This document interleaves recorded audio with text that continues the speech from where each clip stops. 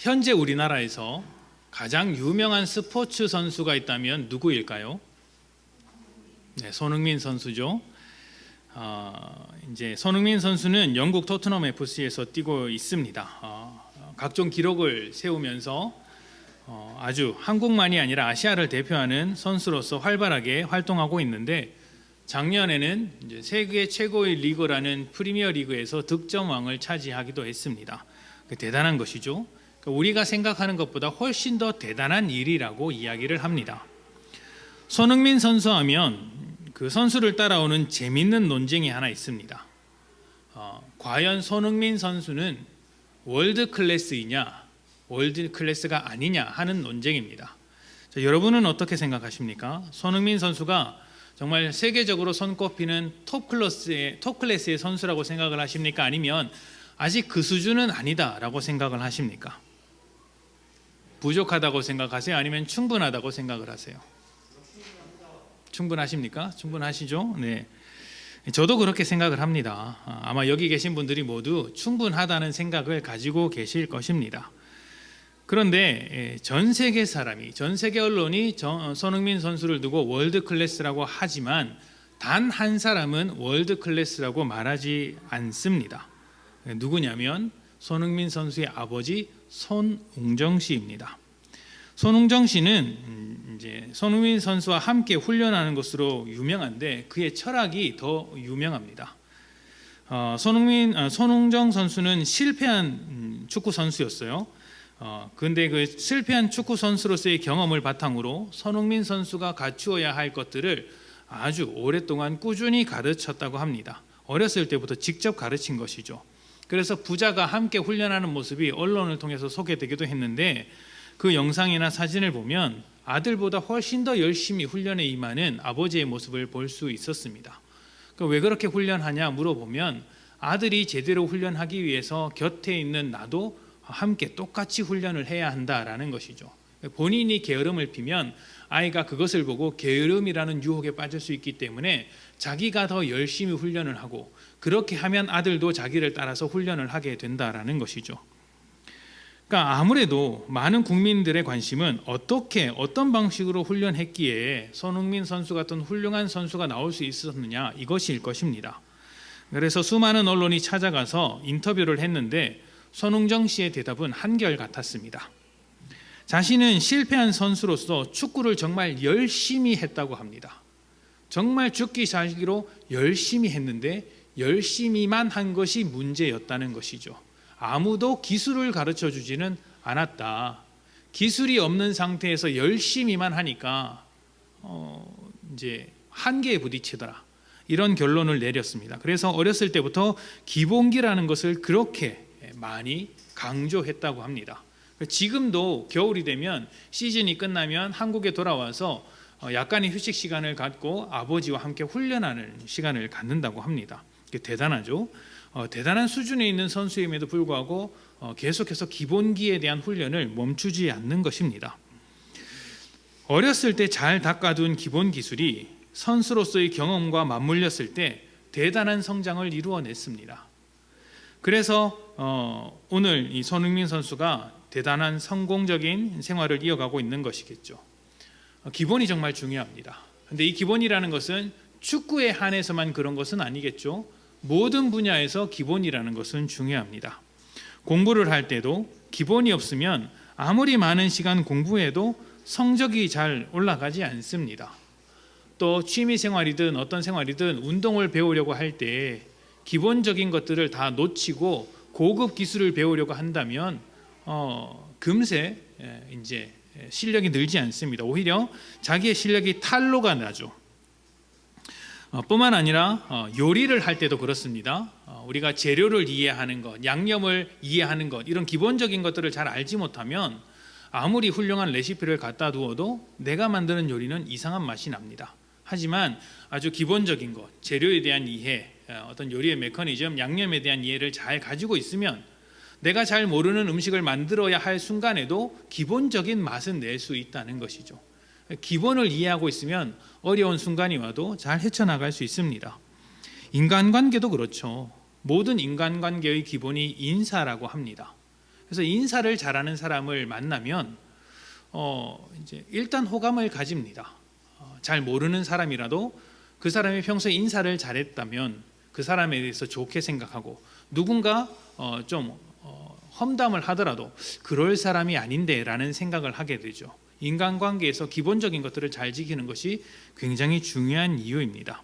직장에서도 인사부터 잘하는 사람들이 훨씬 더 좋은 평가를 받는다는 것은 널리 알려진 이야기입니다. 자, 이렇게 기본이 중요하다는 것은 누구나 알고 있습니다. 당연히 신앙에 있어서도 기본이라는 것이 굉장히 중요하겠죠. 그래서 오늘부터는 기본적인 예배 생활, 기본적인 신앙 생활에 대해서 짧게 나눠보고자 합니다. 사실 매년 이 신앙의 기본적인 생활들을 다루고 있습니다. 매년 한 번씩은 우리가 기본적으로 해야 할 신앙 생활들을 하나하나 짚어보고 있는데요. 오늘부터 시작되는 이 기본적인 신앙 생활을 통해서 여러분의 신앙 생활은 어떤지 한번 깊게 생각해 보시고 기본을 잘 지키는 신앙이 되시기를 축복합니다. 자, 신앙 생활에서 믿음이라는 것은 크게 두 가지로 나눠볼 수 있습니다. 믿음이 믿음인데 뭘 또 두 가지로 나누냐 싶으시겠지만 아주 중요한 내용입니다. 첫 번째는 예수를 믿기 전의 믿음입니다. 예수를 믿기 전에 믿음이 있습니다. 그리고 이제 다음에는 예수를 믿은 후에 믿음이 있겠죠. 자, 예수를 믿기 전에 믿음이라는 것이 좀 낯설게 느껴지실 수 있습니다. 아니, 예수를 믿기 전인데 믿음이라는 것이 있는가? 그게 어떤 것을 말하는 것인가? 성경에서 예수를 믿기 전에 믿음이라는 것은 과연 어떤 것을 소개하는 것일까요? 말씀을 한번 봅시다. 로마서 1장 17절입니다.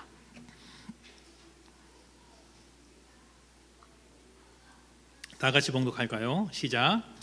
복음에는 하나님의 의가 나타나서 믿음으로 믿음에 이르게 하나니 기록된 바 오직 의인은 믿음으로 말미암아 살리라 함과 같으니라. 아멘. 자, 믿음으로 믿음에 이르게 하나니라고 되어 있습니다. 믿음으로 믿음에 이르게 하나니. 자, 이 말을 아주 자연스럽게 번역을 하자면 믿음에서 시작된 믿음이라고 할 수 있어요. 믿음에서 나온 믿음, 믿음으로부터 출발한 믿음이라고 말할 수 있죠. 그러니까 앞서는 믿음이 있고 뒤에 따라오는 믿음이 있더라라는 것입니다. 자, 그런데 여기서 믿음이라는 것은 우리가 통상적으로 말하는 믿는다 할 때 그 믿음이기도 하겠지만 또 다른 의미가 있습니다. 바로 신실함, 충성됨, 이런 뜻이 있습니다. 신실하다는 것은 신뢰할 수 있을 만한 태도나 성품을 말하는 거예요. 그래서 저 사람 참 신실하다 하면 우리가 그 사람에 대해서 믿음을 갖죠. 저 사람은 말을 하면 반드시 지키더라라고 하면 그 사람에 대한 믿음이 생깁니다. 그렇게 믿음이 생기게끔 만드는 그 신실한 태도와 성품을 똑같이 믿음이라고 말할 수 있는 것이죠. 그래서 믿음으로 믿음에 이른다는 이 말을 좀 다르게 표현할 수도 있는 거예요. 이런 것이죠. 우리를 향하신 하나님의 신실하심이 하나님을 향한 우리의 신실함을 만들어내었다. 우리에게 주셨던, 우리를 위해 일해 주셨던 하나님의 그 놀라운 신실하심, 하나님의 믿음이 오늘 우리가 하나님께 드리는 믿음, 우리가 하나님께 올려드리는 그 신실함의 기초가 되었다. 출발점이 되었다. 이렇게 말할 수 있는 것이죠. 믿음으로 믿음에 이르게 했다.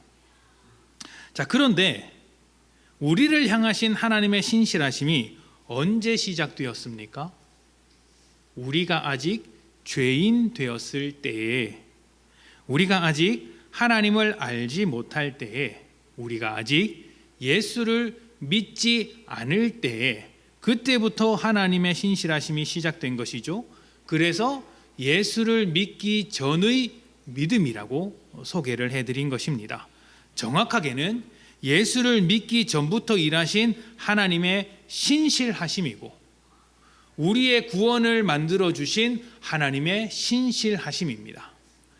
자, 예수를 믿기 전의 믿음이 첫째라면 두 번째는 무엇이었죠? 예수를 믿고 난 다음에 믿음이라는 말씀을 드렸습니다. 자, 구원 다음에 믿음인 것이죠. 종종 교회에서 영접 기도라는 것을 이제 드립니다. 처음 교회에 오거나 새신자 교육을 마치면 그 마지막에 우리 다 같이 기도합시다. 저를 따라하십시오. 예수님께서 나를 위하여 죽으시고 부활하신 것을 믿습니다. 나는 하나님의 자녀로 살겠습니다. 믿음으로 살겠습니다. 이렇게 기도하면서 믿음의 고백을 합니다. 이것을 영접 기도라고 하죠. 여러분 중에서도 하신 분들이 계시죠? 저도 어렸을 때 했던 기억이 납니다. 어떤 분들은 이 기도를 굉장히 중요하게 생각해서 이 기도를 했냐 안 했냐를 가지고 구원의 여부를 판단하는 분이 계십니다. 그러니까 너 구원 받았니? 잘 모르겠는데요. 영접 기도했어? 네. 그러면 구원을 받은 거야. 이렇게 설명을 하는 것이죠. 그래서 영접 기도를 했느냐 안 했느냐를 가지고 구원의 여부를 판단하는 것입니다. 그런데 정확하게 보자면 영접 기도를 통해서 구원을 받는 것은 아닙니다. 영접 기도는 내 믿음을 내 입술로 고백하는 기도입니다. 내 믿음을 내 입술로 고백하는 기도입니다.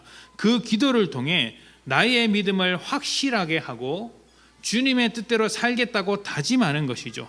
이것은 하나님의 신실하심에 대한 반응입니다. 그러니까 예수님을 믿기 전의 믿음에 대하여 내 믿음으로 반응하는 것이죠. 예수님을 믿기 전에 하나님의 믿음에 대하여 내가 믿음으로 반응하는 것입니다. 제가 지금까지 좀 어렵게 설명을 드렸어요. 좀 어렵게 설명을 드렸는데 아주 쉽게 간단하게 설명하면 이런 것이죠. 신앙생활의 두 가지 부분, 믿음의 두 가지 부분은 우리가 믿기 전에 하나님께서 일하시는 구원이라는 영역이 있고 믿은 뒤에 우리가 반응하는 삶이라는 영역이 있다라는 거예요.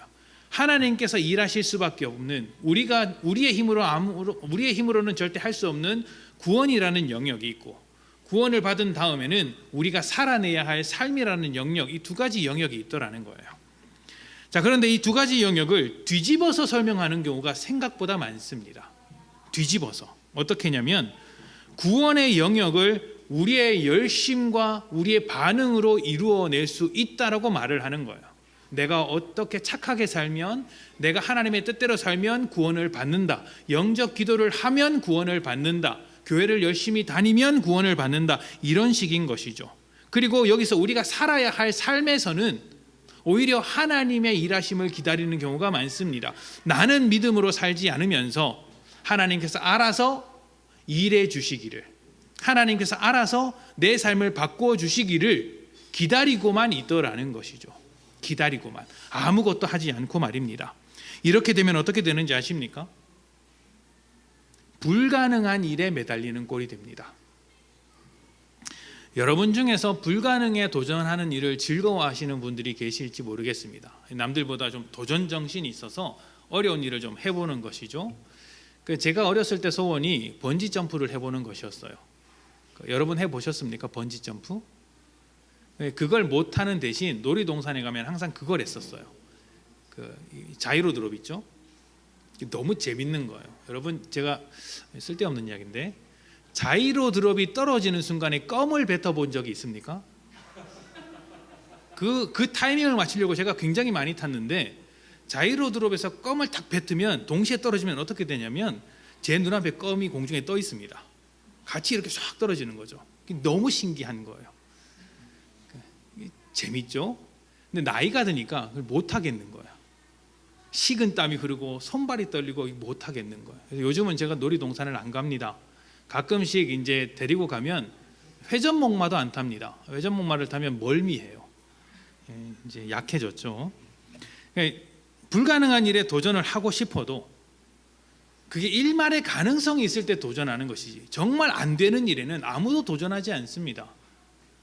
그러니까 힘들지만 가능성이 있으면 도전을 하죠. 그래야지 그것을 했을 때 성취감도 있고 즐겁지 않습니까? 그런데 불가능한 일에 누가 도전하겠습니까? 번지 점프를 하는데 줄 없이 뛰어내리는 일을 누가 하겠어요? 그러니까 아무도 안 하죠. 가능성이 없으니까요. 구원을 우리의 노력으로 얻으려는 것이 불가능한 일입니다. 그래서 하나님께서 일을 해주시는 것이죠. 사람은 죽음을 극복할 수 없습니다. 죽음을 스스로 이겨보겠다고 스스로 죽음에 뛰어드는 사람이 있다면 여러분은 그 사람을 무엇이라고 하겠어요? 미쳤다라고 말하지 않겠습니까? 사람은 죽음을 스스로 극복할 수 없기 때문에 스스로 구원할 수 없는 거예요. 하나님께서 도와주셔야죠. 그리고 삶이라는 영역에서는 우리가 하나님께 반응해야 하는 것들이 있는데 반응하지 않고 하나님의 일하심을 기다리기만 하면 어떻게 되겠습니까? 이미 우리와 함께 하시는 하나님이시고 우리에게 계속해서 말씀하고 계신데 우리는 그런 하나님을 이해하지도 않고 그런 하나님에 대해서 반응하지도 않습니다. 그러면 어떻게 됩니까? 하나님께서 주시고자 하는 것들을 얻을 수 있을까요? 하나님은 이미 일하고 계신데 그 앞에서 하나님이 왜 일을 안 하고 계십니까? 라고 묻는 것과 똑같습니다. 이것은 하나님에 대한 반응이 없는 것이고 하나님에 대해서 죽어 있는 채로 살아가는 것입니다. 죽은 것은 죽음으로 사는 것이죠. 그러니까 세상과 똑같은 삶을 사는 것이 바로 이런 삶이죠. 하나님에 대해서 반응 없는 삶. 세상이 그렇지 않습니까? 살아계신 하나님도 모르고 믿음도 없고 하나님의 말씀에 대해서도 무감각하며 자기 뜻대로 사는 것이죠. 그러니까 믿는 자들이 그렇게 살아갈 수 있더라는 것입니다. 자, 살다 보면 믿음이라는 것이 아무런 힘이 없다라는 생각이 들 때가 있습니다. 내가 분명히 믿는데 믿음이 내 삶에 왜 아무런 영향력을 발휘하지 못하는가, 이런 고민이 들 때가 있습니다. 왜 그럴까요? 바로 이 문제를 착각하기 때문이에요. 구원의 영역과 삶의 영역이 따로 있어요. 하나님께서 활동하시는 영역이 있고 우리가 살아내야 할 영역이 있습니다. 그런데 이것을 혼동하는 거예요. 내가 살아내야 하는 영역에서 하나님께서 일해 주시기를 가만히만 있는 겁니다. 하나님께서 항상 우리 곁에 계심에도 우리는 하나님께 반응하지 않죠. 오히려 하나님께 대하여 죽어 있는 것처럼 살아갑니다. 말씀하시는 하나님께 귀로써 반응하지 않고 인도하시는 하나님께 순종으로 반응하지 않습니다. 그러니 어떻게 되겠습니까? 하나님께 대하여 죽어 있는데 믿음으로는 살아야겠으니 이 믿음이라는 것이, 신앙생활이라는 것이 짐이 되는 거예요. 짐이. 신앙생활이 형식적이 되는 것이죠. 그런 사람들에게 오늘 말씀은 굉장히 부담되는 말씀일 것입니다. 너희는 그리스도의 좋은 병사로서 고난을 받으라. 아니, 고난 받아서 좋은 게 없는데 고난을 받으라고 하니까 이것보다 심각한 짐은 없죠. 말씀을 다시 한번 봅시다. 디모데후서 2장 3절부터 7절입니다. 너는 그리스도 예수의 좋은 병사로 나와 함께 고난을 받으라. 병사로 복무하는 자는 자기 생활에 얽매이는 자가 하나도 없나니 이는 병사로 모집한 자를 기쁘게 하려 함이라. 경계하는 자가 법대로 경계하지 아니하면 승리자의 관을 얻지 못할 것이며 수고하는 농부가 곡식을 먼저 받는 것이 마땅하니라. 내가 말하는 것을 생각해보라. 주께서 범사에 내게 총명을 주시리라. 아멘. 자, 감옥에 갇힌 바울이 그의 아들로 여겼던 또 다른 목회자 디모데에게 쓴 개인적인 편지입니다. 목회자에게 쓴 편지다 보니까 이제 성도들에게 가르쳐야 할 교훈, 바른 교훈에 대한 이야기가 많고 또 목회자로서 그 교훈을 가르치기 위해서 지켜야 할 것들을 많이 소개하고 있습니다. 그래서 네가 어린 연소한 사람이지만, 연소한 목회자지만 다른 사람보다 훨씬 어린 사람이지만 어린아이 취급을 받지 않도록 성숙하게 행동해라, 이렇게 말을 하기도 하고, 또 복음을 전하다가 고난을 당할 수 있지만 그 고난을 감당해라, 이렇게 이야기하기도 합니다. 자, 그렇게 감당해야 하는 것 중에 오늘 말씀에 고난을 받으라, 고난을 당해라, 이렇게 이야기를 하는 것이죠. 자, 고난이라는 것은 바울이 감옥에 갇힌 것처럼 직접적인 어려움이기도 하겠지만 믿음의 무게를 감당하라는 것이기도 합니다. 네가 전하는 복음의 메시지가 너의 삶에 어떤 무게감을 줄 텐데 그 무게를 감당해야 한다라는 것이죠. 예를 들면 이런 것입니다. 상대적인 가치를 앞세우는 세상 속에서 절대적인 하나님의 가치를 주장하는 것, 그러면 어떻게 되겠습니까? 세상 사람들이 비웃겠죠. 왜 그렇게 쓸데없는 것을 추구하면서 살아? 이렇게 묻겠죠. 그것을 감당하라는 것입니다. 또 돈으로 자기의 인생을 확보하려는 세상 속에서 돈보다 더 소중한 것을 주장하면서 헌신하는 것이죠. 세상이 뭐라고 하겠습니까? 돈도 안 되는 그런 일에 뭐하러 그렇게 목매달면서 사냐, 이렇게 말을 하지 않겠어요? 그럼에도 우리는 그걸 하라는 겁니다. 이것이 하나님께 반응하지 않는 인생들에게는 무거운 짐이에요. 얻는 게 없으니까. 거추장스럽고 불편한 옷, 어울리지 않는 옷처럼 여겨질 것입니다. 그러니까 당장 벗어버리고 싶겠죠. 오늘 읽은 말씀에는 세 가지 예를 들어서 이 믿음의 무게에 대해서 강조하고 있습니다. 첫째는 군인이죠. 군인에 대해서 무엇이라고 합니까? 모집한 자를 기쁘게 하기 위해서 자기 생활에 얽매이지 않는다라고 했습니다. 자기 생활이라고 했는데 이제 세상살이라고 표현하는 것이 훨씬 더 잘 어울리는 것 같아요. 그러니까 신앙으로서 말하자면 이렇게 이해를 하는 편이겠죠. 하나님께서 우리를 불러 모으셨으니 하나님의 좋은 군사로서 너 사생활에 얽매이지 말고 교회 일에 열심히 해라. 신앙생활 열심히 해라. 너 기쁘자고 그렇게 세상 일에 매몰하지 말고 하나님의 일에 전적으로 투신해라. 이렇게 요구하는 말씀처럼 들릴 수가 있겠죠. 그 다음으로 뭐라고 합니까? 운동선수는 규칙대로 해야 상을 얻는다라고 했습니다. 규칙대로 해야 상을 얻는다. 그러니까 너 하나님의 말씀에서 절대로 벗어나지 마라. 이렇게 이해될 수도 있겠죠. 또 농부가 일한 대로 삭슬 받는다고 했습니다. 그러니까 일한 대로 삭슬 받으니까 하나님의 일을 하지 않고서 복 받을 생각하지 마라. 이렇게 생각할 수도 있습니다. 그렇게 들릴 수도 있겠죠. 자, 이런 것들이 무엇을 말하냐면 우리가 짊어져야 하는 것들이 있다고 말을 하고 있는 거예요. 짊어져야 하는 것들이 있다. 어떻습니까? 짊어져야 하는 것들이 있다고 하니까 부담으로 확 다가오지 않습니까? 하필이면 오늘 광고 시간에 교회 사역에 동참하자라는 이야기를 해가지고 이 목사님이 노리고 이야기를 했나? 절대 노리지 않았어요.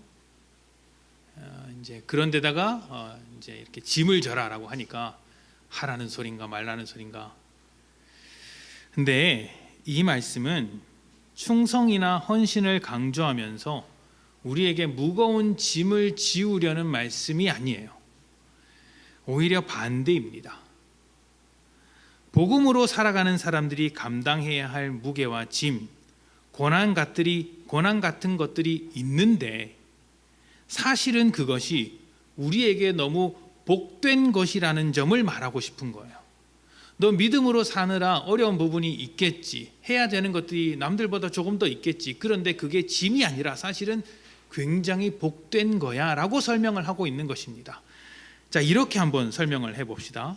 군인의 덕목이 충성인데다가 오늘 말씀에 가만히 보니까 자기 생활에 얽매이지 않는다고 이야기를 합니다. 그러니까 아까 제가 말씀드린 것처럼 내 개인적인 생활, 사생활을 다 버리고 신앙생활만 해야 하는 것으로 이해하기 쉽습니다. 그렇게 받아들이기 쉽습니다. 그러니까 내가 조금 더 즐거운 것보다 하나님께서 기뻐하시는 것을 위해서 내 즐거움을 다 포기해야 한다. 이렇게 받아들이기 쉬운 것이죠. 그런데 조금 다른 의미로, 다른 관점으로 한번 보자는 거예요. 당시 군인은 대부분 로마 황제가 이제 불러서 모아진 사람들이었어요. 그러니까 군인으로 왔다라는 것은 용병이든 아니면 뭐 정식 군인이든 로마 황제 아래 있죠.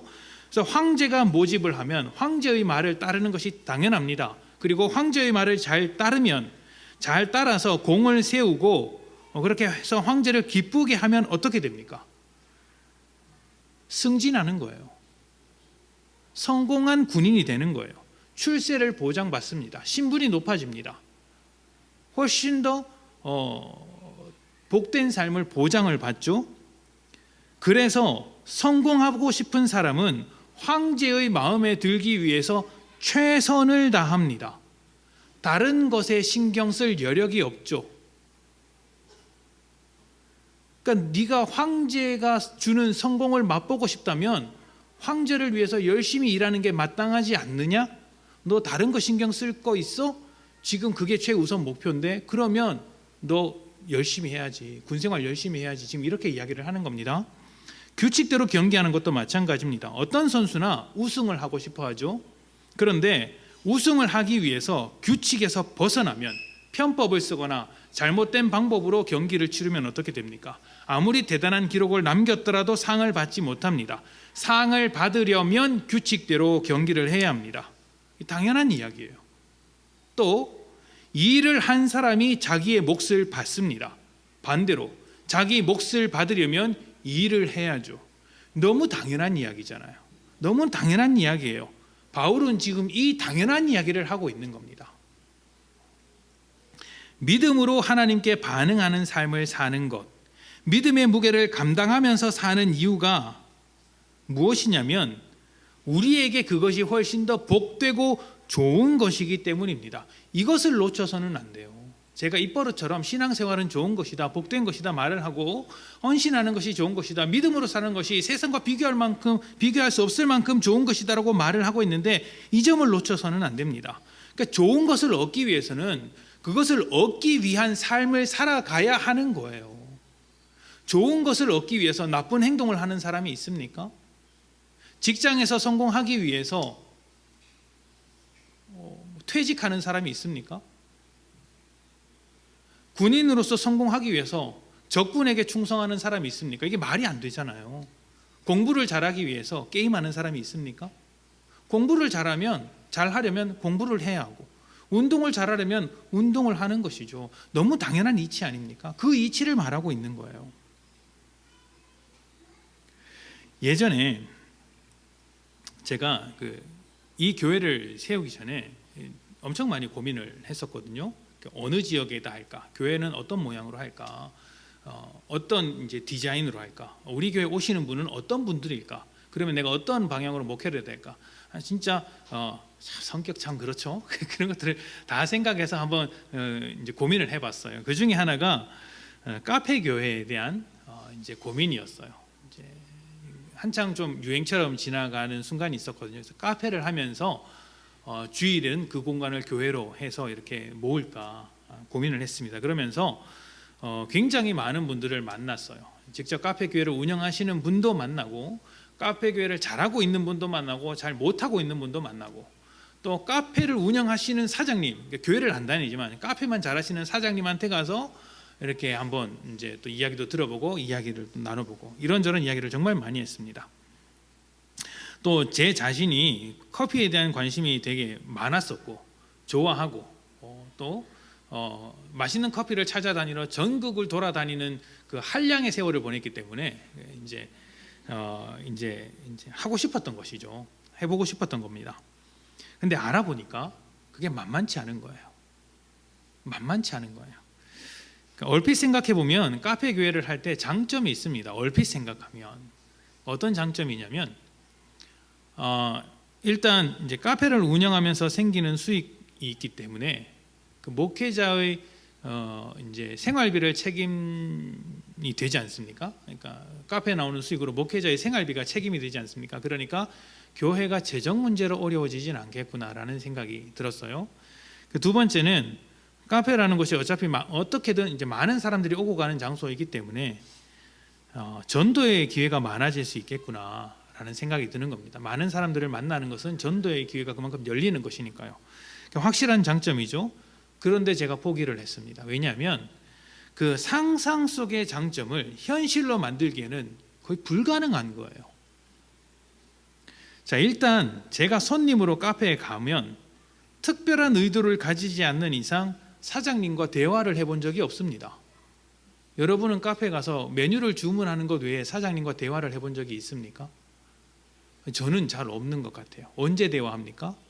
메뉴 잘못 나왔을 때, 냅킨 떨어졌을 때, 자리가 지저분할 때, 왜 이래요? 이러면서 컴플레인을 걸죠. 그 컴플레인을 거는 손님에게 복음을 전할 수 있겠어요? 그게 불가능한 거예요. 저도 가서 이야기를 안 하는데 이제 제가 카페를 운영하는데 뭐 달라지겠습니까? 또 카페라는 것은 일을 하는 공간이죠. 노는 공간이 아니라 사장의 입장에서는 일을 하는 공간입니다. 그러니까 바빠요. 오는 손님 이제 마주해야 되고 또 메뉴도 받아야 되고 아까 말씀드린 대로 컴플레인도 처리해야 합니다. 뿐만 아니라 기본적으로 음식을 만들고 설거지도 해야 하고 청소도 해야 하고 쉴 틈이 없습니다. 이게 말씀드린 게 카페에서 아주 흔하게 일어나는 일이지만 이게 전부 다가 아니고 이것보다 몇 배 할 일이 더 많은 거예요. 그러니까 장사가 안 되는 카페도 바빠요.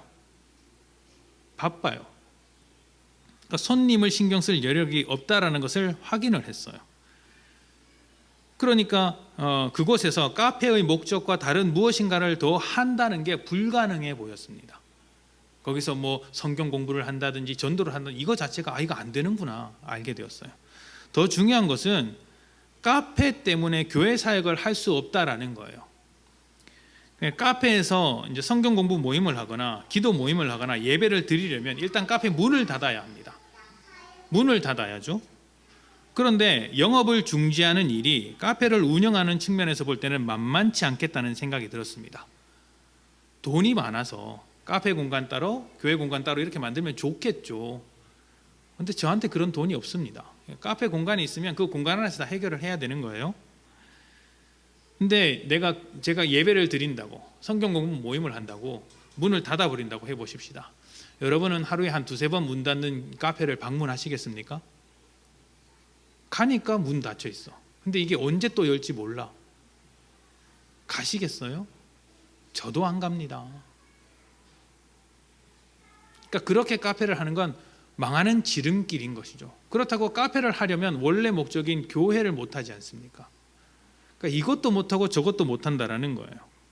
그러니까 더 놀라운 것은 오는 사람들이 그걸 다 안다는 거죠. 손님들이 말은 안 해도 이게 카페인지 교회인지 정체성이 분명하지 않다라는 것을 손님들이 제일 잘 알아요. 그래서 발걸음을 하지 않습니다. 그럼 장사 안 되면 또 그것 때문에 스트레스 받고 안 되죠.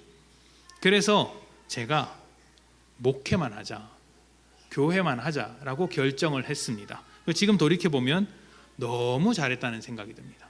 너무 잘했다는 생각이 듭니다. 저는 그 두 가지를 다 잘할 수 있는 능력이 없습니다. 카페를 잘하려면 그만큼의 노력을 쏟아야죠. 그만큼의 어떤 특징, 장점 이런 것들이 있어야 성공을 하죠. 뭐 브랜드가 좋든 맛이 있든 분위기가 좋든 성공하기 위한 대가가 있어야 합니다. 승진을 하려면 또 직장에서 그만한 대가를 치루어야 합니다. 실력이 좋든지 관계를 잘 맺든지 또 자기 어필을 잘하든지 이런 것이 있어야 합니다. 당연한 거죠. 성공을 하려면 노력을 해야 하는데 노력만이 아니라 요즘 같아서는 자기 어필도 잘해야 한다고 합니다. 인간관계도 잘 맺어야죠. 복잡합니다. 그러니까 우리가 원하는 것이 있다면 그 원하는 것을 얻기 위해서 지불해야 하는 것이 있다는 거예요. 지불해야 하는 것이 있다. 너무 당연한 이야기죠. 이 당연한 이야기를 바울이 하고 있는 거예요. 너무 당연한 이야기를 바울이 하고 있는 거예요. 자, 하나님께서 너희를 얻기 위하여 그에 합당한 값을 지불하셨다. 공짜로 얻은 게 아니야. 너희들 위하여 대신 죽어주셨어. 그 값을 치루었어. 그렇게 해서 너희를 얻었다. 너희는 이제 하나님의 그 은혜로 하나님께서 사신 그 놀라운 은혜로 완전히 새로운 존재가 되었어. 그렇기 때문에 여기까지가 하나님의 영역이었고 이제 지금부터는 우리의 영역인 거죠. 그렇기 때문에 하나님께서 만들어주신 그 존재의 기쁨과 은혜를 누리기 위해서 그것을 다 얻어서 살기 위해서 뭘 하라는 거예요? 믿음의 삶을 살아가야 한다. 믿음의 삶을 살아가야 한다. 우리에게 그 은혜를 주신 하나님께 반응하면서 살아가야 한다. 이 말을 고난을 당하라 라는 말로 하는 거예요. 고난을 당하라. 그래서 고난을 당하라. 고난을 이렇게 설명할 수 있습니다. 세상이 보기에는 고난입니다. 세상이 보기에는 고난이 맞아요. 바울이 감옥에 갇히는 것이 고난이듯이 우리가 하나님께 반응하면서 살아가는 그 믿음의 삶을 세상이 보기에는 고난이라는 모양을 가질 수가 있습니다. 그런데 믿는 자의 눈으로 보기에는 그게 고난이 아닌 거예요. 오히려 하나님의 기쁨을 누리는 과정인 것입니다. 바울을 한번 생각해 볼까요? 지금 감옥에 있습니다. 그런데 바울이 뭐라고 이야기를 합니까? 나는 너무 즐겁다, 기쁘다, 복되다. 너희가 할 수 있으면 나를 본받았으면 좋겠다. 이렇게 이야기를 합니다. 나처럼 다 감옥에 왔으면 좋겠다. 뭐 이런 이야기를 하는 거죠. 미쳤나? 이런 생각이 들 수 있는데 왜 그렇게 이야기를 할까요? 세상이라는 관점에서 보자면 감옥에 갇혀 있는 바울의 인생은 하나도 부러울 게 없습니다. 그런데 하나님의 관점으로 보자면, 복음이라는 관점으로 보자면 바울이 감옥에 갇힌 것은 로마에게 복음을 전하기 위한 가장 좋은 조건이에요. 그러니까 바울에게 있어서 감옥에 갇힌 것은 좋은 일이죠. 왜냐하면 바울은 하나님의 관점을 가지고 있으니까. 내가 육신으로 좀 고생하고 있지만 이 고생이 이 땅 가운데 복음을 전하는 초석이 되고 변화를 일으키는 것이 되고 궁극적으로 하나님의 나라를 이루어가는 아주 중요한 이제 기둥이 되었다. 얼마나 좋은 일이냐. 그래서 기쁘다라는 거예요. 바울의 관점이.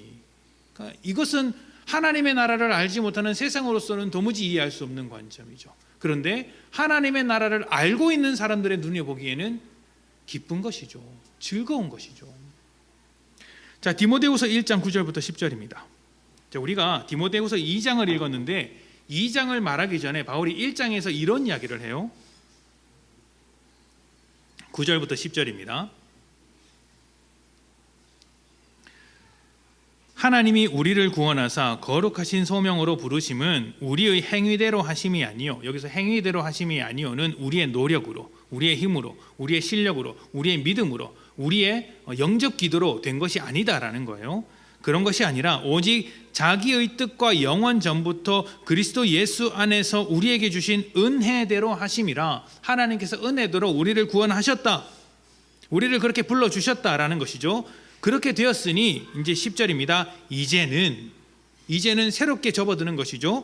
우리 구주 그리스도 예수의 나타나심으로 말미암아 나타났으니 우리가 몰랐던 것을 이제 알게 되었다는 거예요. 그는 어떤 것을 알게 되었죠? 그는 사망을 패하시고 복음으로서 생명과 썩지 아니할 것을 드러내신지라. 아멘. 예수를 믿기 전에는 내가 이 세상에 있는 것이 썩어가는 이 세상이 전부인 줄을 알고 살았다라는 것이죠. 그런데 하나님의 그 은혜로 내가 변화되고 나니까 새로운 눈이 딱 떠져서 썩지 않는 것이 있는 것을 발견하게 된 거예요. 죽음으로 모든 것이 끝나버리는 이 세상이 전부인 줄 알았는데 죽음 너머에 새로운 세상이 있다는 것을 알게 된 거예요. 영원이라는 소망을 갖고 살아갈 수 있다는 것을 알게 된 거예요. 숨겨진 것들이 완전히 드러나게 된 것이죠. 그러니까 예수님께서 십자가에 달려 죽으시고 부활하심으로 인해서 더 이상 사망이라는 것이 존재하지 않습니다. 죽음이 끝이 아니라는 것을 알게 되었습니다. 이제 우리는 생명과 썩지 않는 것, 영원한 것이 있다는 것을 알게 되었습니다. 죽음의 자리가 생명의 자리라는 것을 알게 된 거예요. 이게 무슨 말인지 한번 생각을 해보십시오. 여러분, 자, 세상 사람들이 장례식장에서 곡을 하죠. 곡을 합니다. 아이고 곡을 합니다. 곡을 하는 게 예의죠. 그러니까 그리스도인의 장례식에서 곡을 합니까? 곡을 안 합니다. 그리스도인의 장례식에서는 곡을 하면 예의가 아닙니다. 왜 곡을 안 하죠? 천국으로 환송하는 자리이기 때문이에요. 죽음이 끝이라고 말하는 자들에게는 아이고 곡을 해야 하는 자리지만 우리에게 있어서 장례식은 천국으로 잘가 안녕이라고 말하는 거예요. 그렇기 때문에 이제 물론 우리가 이제 마주 볼 수 없어서 속상한 마음이죠. 아들 군대 보내면 돌아오는 것을 알지만 그래도 속상한 것처럼 지금 당장 만나지 못해서 속상한 마음에 우는 것은 있겠죠. 그러나 우리가 궁극적으로 깊은 상실감, 좌절에 빠지지 않는 것은 영원한 삶이 있다는 것을 알기 때문이에요. 그래서 그리스도인의 장례식에서는 지나치게 울지 않아요. 유족의 상심한 마음을 위로할지언정 오히려 소망을 가져야 합니다. 왜요? 우리는 세상이 알지 못하는 영원한 것을 알고 있기 때문이죠. 죽음이라는 자리가 천국으로 들어가는 문이라는 것을 알기 때문에 죽음 때문에 절망하지 않아요. 이것을 가르쳐 주는 겁니다. 야, 사망은 끝났어. 우리에게 사망은 어떠한 영향력도 줄 수 없어. 영원한 것이 있다는 것을 알게 되었잖아. 그렇기 때문에 우리는 세상이 짊어지지 않는 짐을 지고서도 복되다 말할 수 있는 거예요. 왜 그것이 복되죠? 영원을 향해 가는 발걸음이기 때문입니다. 여러분이 짊어지고 있는 것이 무엇이 있을까요?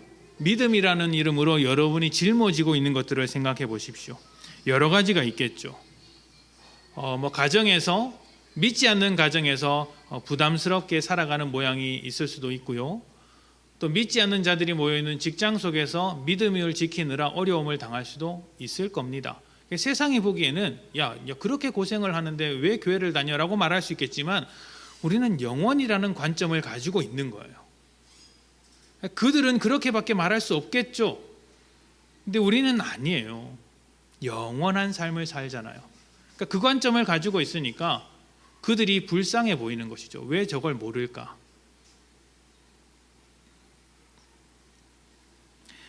이런 여러 가지 짐을 지고 계시겠지만, 저는 아주 기본적인 요구에, 기본적인 하나님의 요구에 잘 반응하시라는 말씀을 드리고 싶습니다.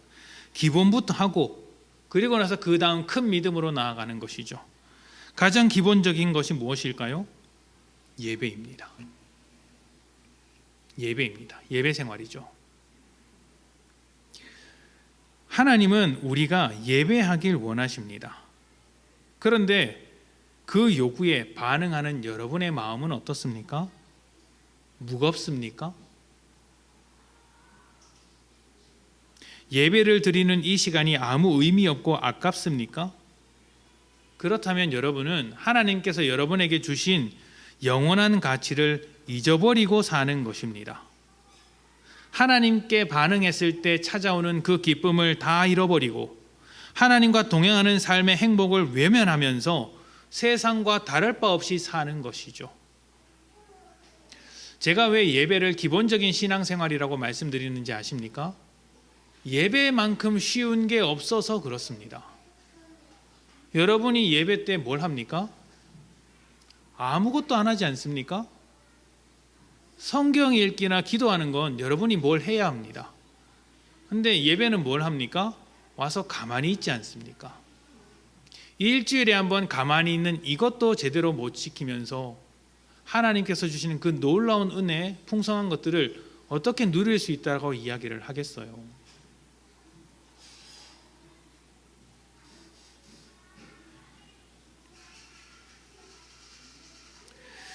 세상은 이 예배 시간을 무의미하게 생각을 합니다. 세상은 당연하죠. 먹고 사는데 바쁜데 예배를 왜 드려? 예배 드린다고 돈이 나와 떡이 나와? 당연하겠죠. 그들은 영원한 것을 모르니까. 우리는 알잖아요. 남들이 볼 때, 세상이 볼 때 이 예배 시간이 정말 쓸데없는 시간입니다. 왜 저렇게 모여서 쑥덕쑥덕 대는지 이해되지 않습니다. 사람들이 보기에 저는 별로 대단한 사람이 아닌데 제가 하는 말을 여러분이 짧게는 30분, 길게는 1시간 듣고 있는 게 왜 저렇게까지 하나 생각이 들 때도 있습니다. 그래서 뭐라고 합니까? 야, 교회 매주 가야 돼? 이렇게 이야기를 하는 거예요. 이렇게 말하는 사람은 없습니다. 직장 매일 가야 돼? 이렇게 말하는 사람은 없습니다. 왜요? 직장은 돈을 주는 곳이니까. 교회 매주 가야 돼? 이렇게 묻죠. 왜요? 거기는 돈을 안 주거든요. 그러니까 가치 없게 보이는 겁니다. 하루 정도는 쉬어도 되지 않아? 아니면 한 달에 한 번만 가도 충분하지 않아? 너 좀 힘들 때, 좀 지쳐 있을 때 그때 가서 위로받고 오는 거 그 정도는 괜찮은데 매주 그렇게 가냐? 야, 매주 가는 걸 모자라서 수요일도 가고 새벽 예배도 가고, 야 그게 금요기도에도 생겼다며 거기도 가냐? 야, 그렇게까지 가야 되냐? 광신자냐? 이렇게 말하는 겁니다. 그들이 보기엔 그렇게 보이겠죠. 미친 것처럼 보이겠죠. 가치 없는 것을 향해 살아가는 것처럼 보이니까. 근데 우리는 아니잖아요. 우리는 그 가치를 봤잖아요. 영원한 것이 있다는 것을 알잖아요. 세상보다 더 귀한 것이 무엇인지를 알잖아요. 그래서 여기 오는 거예요. 그것을 더 풍성하게 누리기 위해서 예배를 드리는 것이고, 그것을 내 삶 속에서 더 기쁘게 누리고 싶어서 하나님과 매일 교제하는 삶을 살아가는 거예요.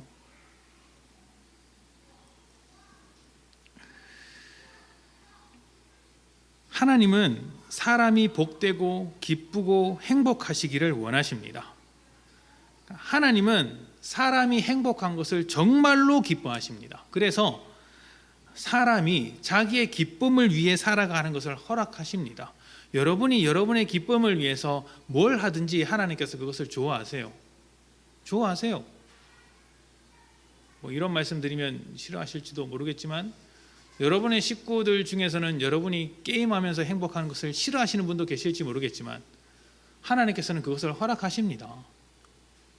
물론 이제 거의 중독되듯이 하는 건 곤란하겠죠. 다른 소중한 것을 내팽개치면서 하는 건 곤란하겠죠. 그러나 기본적으로 하나님께서 여러분이 행복한 것을 기뻐하십니다. 등산 가서 기분 좋으면 등산을 가셔도 됩니다. 여행 가서 즐거우면 여행 가도 되죠. 커피가 맛있으면 커피 잔뜩 드시고, 맛있는 것을 드시고 싶으시면 맛있는 것을 드십시오. 하나님께서 그거 다 하라고 주신 것 아닙니까? 하라고 주신 거예요.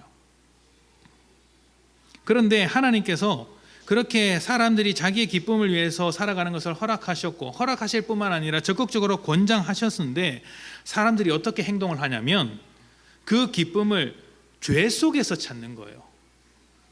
죄 속에서 왜곡된 모양으로 찾는 겁니다. 예를 들면 맛있는 것을 먹는 것이 기쁜 일이죠. 근데 맛있는 것을 어떻게 먹냐면 남에게 뺏어서 먹는 거예요. 돈을 버는 게 좋은 일이에요. 돈을 버는 게 좋은 일이죠. 그래서 돈을 벌기 위해서 어떻게 합니까? 사기를 치는 거예요. 정직하지 못한 방법으로 돈을 벌기 시작하는 거예요. 이렇게 죄 가운데 왜곡된 모습으로 살아가기 시작합니다. 그런데 그게 죽음에서 기쁨을 찾는 것과 다를 바 없습니다. 그 어떻게 됩니까? 기뻐하는 그것이 인생을 망치는 거예요.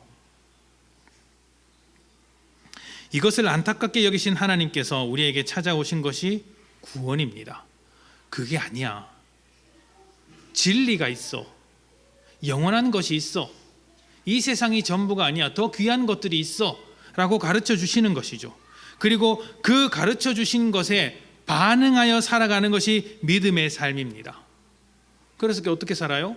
돈을 벌기 위해서 사기를 마다하지 않았던 인생이 돈을 벌더라도 정직하게 사는 것이죠. 정직하게 살다 보니까 수입이 떨어져요.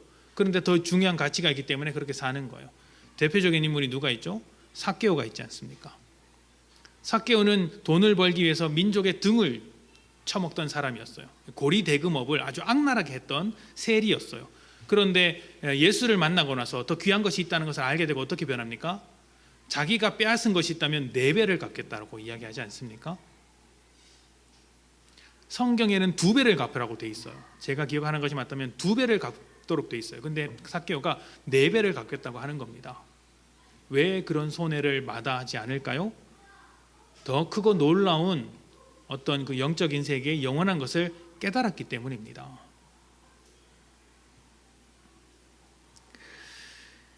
하나님께서 말씀하시는 것은 이것입니다. 하나님은 사람이 기쁘고 행복하기를 원하시기 때문에 그 방법을 찾지 못하는 사람들에게 하나님의 방법으로 살라고 요구하시는 거예요. 너희가 참된 행복과 기쁨 가운데 살기를 원한다. 그런데 너희가 죄라는 방법밖에 모르니까 내가 그 방법을 알려주겠다. 그것이 믿음으로 살아라 라고 요구하는 것이죠.